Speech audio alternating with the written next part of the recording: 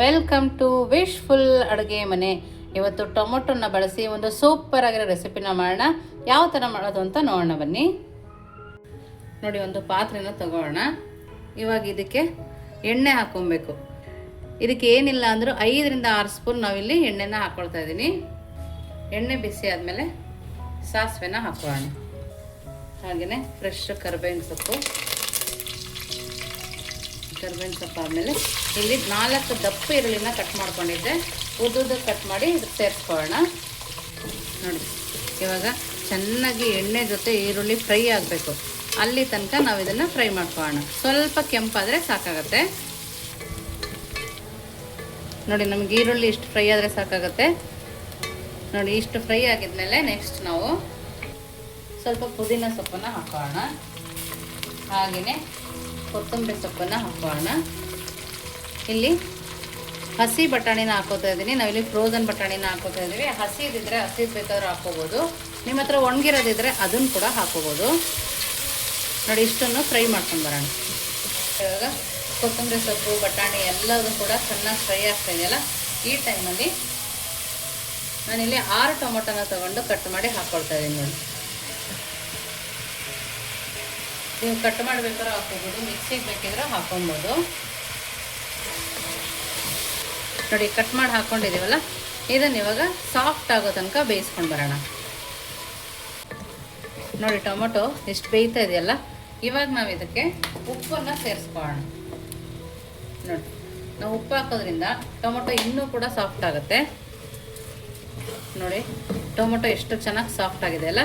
ಇವಾಗ ನಾವು ಇದಕ್ಕೆ 2 ಸ್ಪೂನ್ ಆಗೋಷ್ಟು ಶುಂಠಿ ಬೆಳ್ಳುಳ್ಳಿ ಪೇಸ್ಟನ್ನು ಹಾಕ್ಕೊಳ್ತಾ ಇದ್ದೀನಿ.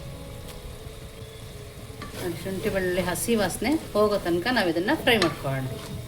ನೋಡಿ, ಶುಂಠಿ ಬೆಳ್ಳುಳ್ಳಿದ ಹಸಿ ವಾಸನೆ ಕೂಡ ಹೋಗಿದೆ. ಇವಾಗ ನಾವು ಇದಕ್ಕೆ ಮಸಾಲೆಗಳನ್ನ ಹಾಕೋಣ. 1 ಸ್ಪೂನ್ ಆಗೋಷ್ಟು ಅರಿಶಿನ ಪುಡಿ. ನೀವು ಖಾರಕ್ಕೆ ನೋಡಿ ಇಲ್ಲಿ ಖಾರದ ಪುಡಿನ ಹಾಕೋಬೋದು. ನಾನಿಲ್ಲಿ 3 ಸ್ಪೂನ್ ಆಗೋಷ್ಟು ಖಾರದ ಪುಡಿನ ಹಾಕ್ಕೊಳ್ತಾ ಇದ್ದೀನಿ. 1 ಸ್ಪೂನ್ ಆಗೋಷ್ಟು ಗರಂ ಮಸಾಲಾನ ಹಾಕ್ಕೊಳ್ತಾ ಇದ್ದೀನಿ. ಇಷ್ಟನ್ನು ಹಾಕಿ ಎಣ್ಣೆ ಮೇಲ್ಗಡೆ ತೇಲೋ ತನಕ ನಾವು ಇದನ್ನು ಚೆನ್ನಾಗಿ ಫ್ರೈ ಮಾಡ್ಕೋಬೇಕು. ನಾವೀಗ ಮೀಡಿಯಮ್ ಫ್ಲೇಮಲ್ಲಿ ಇಟ್ಟೆ ಫ್ರೈ ಮಾಡ್ಕೊಬೇಕು, ತಳ ಹಿಡಿಬಾರ್ದು. ಕಲರೇ ನೋಡ್ತಿದ್ರಲ್ಲ ಎಷ್ಟು ಚೆನ್ನಾಗಿದೆ ಅಂತೇಳಿ. ನೋಡಿ, ಚೆನ್ನಾಗಿ ಫ್ರೈ ಮಾಡ್ಕೊಂಡು ಬರೋಣ. ನೋಡಿ, ಮಸಾಲ ಕೂಡ ಚೆನ್ನಾಗಿ ಫ್ರೈ ಆಗಿದೆ. ಈ ಟೈಮಲ್ಲಿ ನೀವು ಉಪ್ಪನ್ನ ಚೆಕ್ ಮಾಡಿ ಹಾಕೊಬೋದು. ನಾನು ಹಾಕಿರೋ ಉಪ್ಪು ಕರೆಕ್ಟಾಗಿದೆ, ಹಾಗಾಗಿ ಮತ್ತೆ ಹಾಕ್ತಾ ಇಲ್ಲ. ನೋಡಿ, ಇವಾಗ ಫ್ರೈ ಆಗಿದೆ. ನೆಕ್ಸ್ಟ್ ಇದಕ್ಕೆ ನಾನಿಲ್ಲಿ ಬಿಸಿ ನೀರನ್ನು ಹಾಕ್ಕೊಳ್ತಾ ಇದ್ದೀನಿ. 4 ಕಪ್ ಅಕ್ಕಿಗೆ 8 ಕಪ್ ಆಗೋಷ್ಟು ನೀರನ್ನು ನಾನಿಲ್ಲಿ ಸೇರಿಸ್ಕೊಳ್ತಾ ಇದ್ದೀನಿ. ಬಿಸಿನೀರು ಹಾಕಿದ್ರೇ ಟೇಸ್ಟ್ ಚೆನ್ನಾಗಿ ಬರೋದು. ಅಳತೆ ಮಾಡಿ 8 ಕಪ್ಪನ್ನು ನೀವು ಹಾಕೋಬೋದು. ನಾನಿಲ್ಲಿ ಅಳತೆ ಮಾಡಿ ಇಟ್ಟಿದ್ದೆ ಅಂತೇಳಿ ಹಾಗೇ ಹಾಕ್ಕೊಳ್ತಾ ಇದ್ದೀನಿ.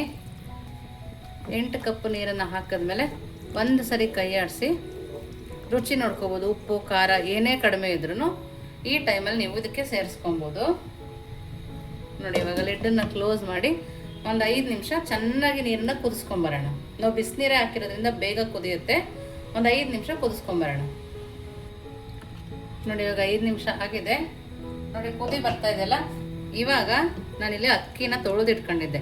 ನಾನಿಲ್ಲಿ 4 ಗ್ಲಾಸ್ ಬಾಸುಮತಿ ಅಕ್ಕಿನ ತೊಳೆದು ನೆನೆಹಾಕಿಟ್ಕೊಂಡಿದ್ದೆ. ಅದನ್ನು ಇಲ್ಲಿ ಸೇರಿಸ್ಕೊಳ್ತಾ ಇದ್ದೀನಿ. ನೀವಿನ್ನೂ ನಮ್ಮ ವಾಟ್ಸಪ್ ಗ್ರೂಪ್ಗೆ ಜಾಯಿನ್ ಆಗಿಲ್ಲ ಅಂದರೆ ವಿಶ್ಫುಲ್ ವಾಟ್ಸಪ್ ಗ್ರೂಪ್ಗೆ ಜಾಯಿನ್ ಆಗೋದನ್ನು ಮರಿಬೇಡಿ. ಹೊಸ ರೆಸಿಪಿಗಳನ್ನ ನೀವು ಬೇಕಂತ ಕೇಳಿದ್ರೆ ಪಟ್ ಅಂತ ಮಾಡಿ ತೋರಿಸ್ತೀವಿ. ನೋಡಿ, ಈ ಥರ ಎಲ್ಲ ಅಕ್ಕಿನೂ ಸೇರಿಸ್ಕೊಳ್ಳೋಣ. ನೋಡಿ, ಅಕ್ಕಿನ ಸೇರಿಸ್ಕೊಂಡು ಒಂದು ಸರಿ ಕೈ ಆಡಿಸ್ಕೊಳ್ಳೋಣ.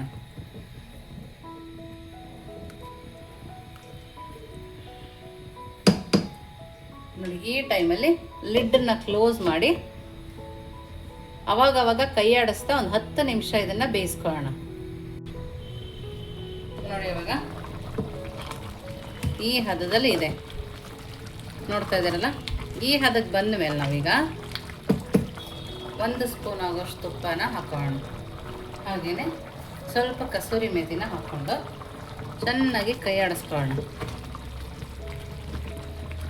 ನೋಡಿ, ಇಷ್ಟು ಕೈ ಆಡಿಸಾದ್ಮೇಲೆ ಇದನ್ನು ಪಕ್ಕಕ್ಕಿಟ್ಟು ಒಂದು ತವಾನ ಇಟ್ಕೊಳ್ಳೋಣ. ಮತ್ತೆ ಇದನ್ನು ಇದ್ರ ಮೇಲೆ ಇಡೋಣ. ಇವಾಗ ಲಿಟ್ಟನ್ನು ಕ್ಲೋಸ್ ಮಾಡಿ ಮೀಡಿಯಂ ಫ್ಲೇಮಲ್ಲಿ ಇಟ್ಟು ನಾವು ಇದನ್ನು ದಮ್ ಮಾಡ್ಕೊಂಡು ಬರೋಣ. ನೋಡಿ, ದಮ್ಮಲ್ಲಿ ಪಲಾವ್ ರೆಡಿಯಾಗಿದೆ.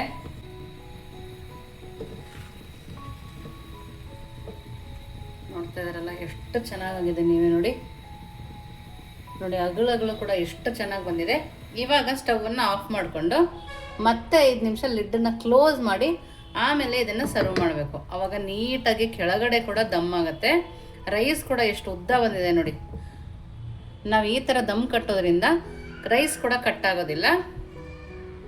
ನೋಡಿ, ಸ್ಟವನ್ನು ಆಫ್ ಮಾಡಿ ಮತ್ತೆ ಲಿಡ್ಡನ್ನು ಕ್ಲೋಸ್ ಮಾಡಿ ಅದೇ ಪ್ಯಾನ್ ಮೇಲೆ ಹಾಗೇನೆ ಒಂದು 5 ನಿಮಿಷ ಸರ್ವ್ ಮಾಡೋ ತನಕ ಬಿಟ್ಟಿರೋಣ.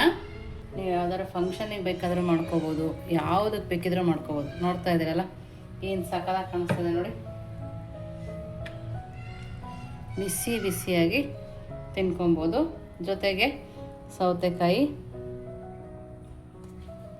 ಹಾಗೆಯೇ ರಾಯ್ತ ಕೂಡ ಹಾಕೋಣ.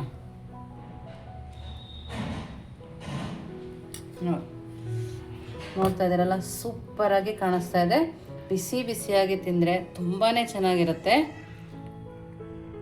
ನಂಗೆ ರಾಯ್ತಾಗಿಂತ ಹಾಗೇ ಇಷ್ಟ. ತುಂಬ ಅಂದರೆ ತುಂಬ ಚೆನ್ನಾಗಿದೆ. ನೀವು ಒಂದ್ಸರಿ ಮನೇಲಿ ಮಾಡಿ ಹೇಗಿತ್ತು ಅಂತ ವಿಶ್ಫುಲ್ ಅಡುಗೆ ಮನೆಗೆ ಕಮೆಂಟ್ ಮೂಲಕ ತಿಳಿಸೋದನ್ನು ಮರಿಬೇಡಿ. ನೀವಿನ್ನೂ ನಮ್ಮ ಚಾನಲ್ ಲೈಕ್ ಮಾಡಿಲ್ಲ, ಲೈಕ್ ಮಾಡಿ, ಶೇರ್ ಮಾಡಿ, ಸಬ್ಸ್ಕ್ರೈಬ್ ಮಾಡಿ.